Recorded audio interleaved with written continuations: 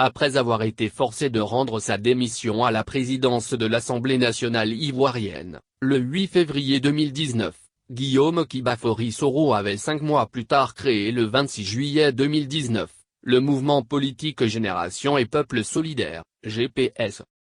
L'an 1 de cette formation politique dont le président est en exil et certains de ses proches collaborateurs croupissent depuis le 23 décembre 2019 dans les prisons ivoiriennes a été célébré ce jour à Abidjan.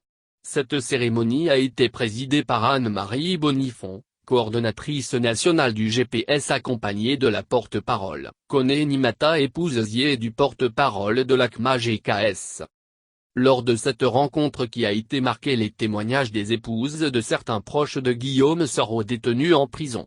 De l'épouse de Simon Soro à celle de Koné Tefour en passant par l'épouse de Souleymane Karidila, toutes ont imploré le chef de l'État afin qu'il libère leur époux et elles ont réitéré leur reconnaissance au président du GPS qui les soutient depuis l'incarcération de leurs hommes.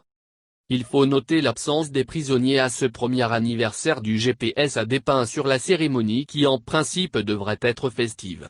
Ce sont des militants présents, un peu timides qui ont pris part à ce premier anniversaire de leur mouvement politique qui compte à ce jour 400 000 adhérents. Une conférence autour du thème Ensemble pour la Côte d'Ivoire a été prononcée par le professeur Samba Diakité de l'université de Bouaké, président de l'Union des enseignants GPS. Dans son exposé, le DR en philosophie politique et sociale a invité le chef de l'État sans le citer nommément à libérer les prisonniers proches de Guillaume Soro et à favoriser le retour des exilés, car selon lui, les hommes passent et leur histoire se raconte. Ofama, le temps est venu pour que tu partes. Avant de partir fais le dernier geste.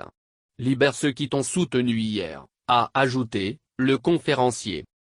Il a annoncé que le leader du GPS, Guillaume Soro est avec le peuple et saura rassembler tout ce qui était passe. Samba Diakité assure que le GPS est un espoir qui réconcilie les générations. Le GPS est unificateur, pacificateur, rassembleur, et se taira. A insisté, le professeur Diakité. Le conférencier a reconnu qu'au cours de la traversée du désert du GPS, ces militants devront franchir beaucoup d'obstacles. La coordinatrice nationale du GPS, Anne-Marie Bonnifon a déclaré que ce mouvement citoyen est une force politique incontournable qui compte plus de 400 000 adhérents et qui est devenu l'ennemi public numéro 1 du pouvoir d'Abidjan. Depuis le 23 décembre 2019, son siège est saccagé et interdit d'accès à sa direction, son président est contraint à l'exil et certains de ses collaborateurs en prison, a-t-elle souligné.